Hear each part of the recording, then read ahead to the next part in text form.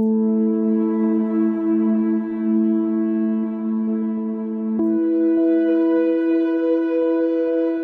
we're the group nobody should ever have to join. We came together, several of us met after our children and family members were killed. And then for me, it's 5.5 years ago since my 12-year-old son was killed.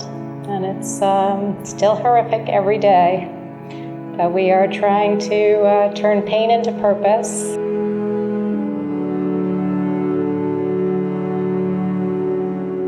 Myself and other people made some great strides in making the streets safer.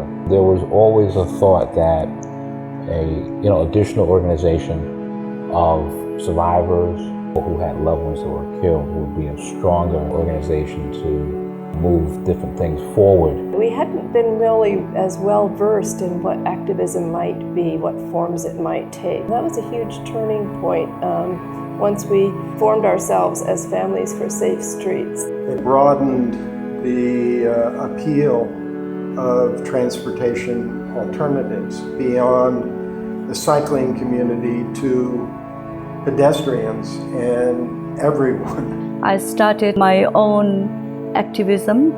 My power grew, and it's like I was a tiny brook and I kept going, and all the brooks joined me, and I became a powerful river.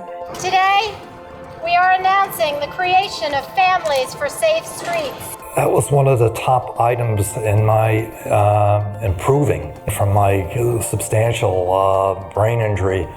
So that was part of my efforts, and obviously reducing deaths and injuries in the streets of New York was top of the list. Changing policy is not just about being right. It's about bringing the right people around the right table at the right time. And I'm always grateful that I had the opportunity to bring members of Families for Safe Streets around the right table at the right time. Families for Safe Streets saw a real change early on in 2014 when we changed the speed limit from 30 to 25. Within months, we had this bill passed.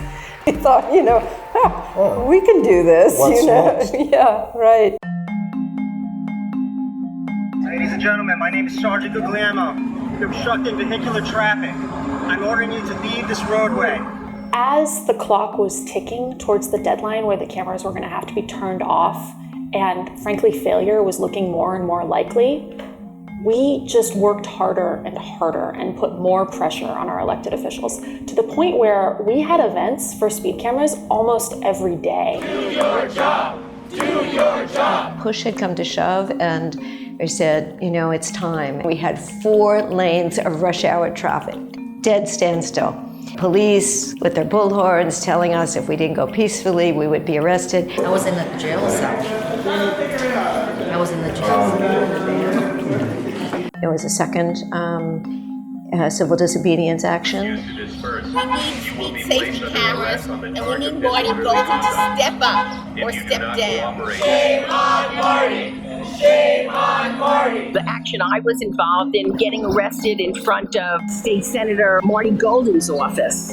He wouldn't even come in to his office because he was afraid of us.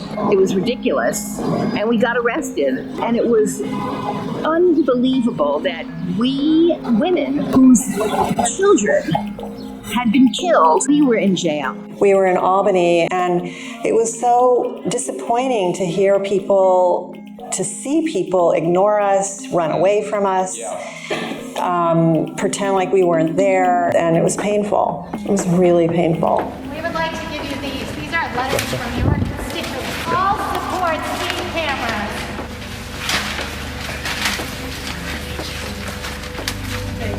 My son is dead. I go visit him almost every weekend at the cemetery, and I cry and I cry. And I say, Giovanni, I do whatever is necessary to save lives. And that's exactly why I'm standing here in front of you guys. I think we went to Albany 50 times. Meetings here, meetings with coalition partners, really truly pouring in our blood, sweat, and tears. And it feels great when it finally happens. This bill is now law.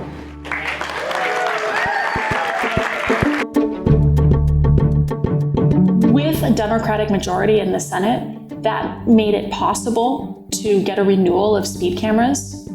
But without our focus on the issue, we wouldn't have gotten an expansion. We built a force that was unstoppable. What do you think? Congratulations, the bill is signed. I'll admit I cried and felt so proud of this incredible group of New Yorkers that have put their pain to the side and stood close to the worst thing that ever happened to them to make sure that justice is delivered for New York City kids. Those types of wins, there's nothing like it. It's just amazing to see that around schools, some of the most dangerous places and some of the places where children go the most, children are being protected.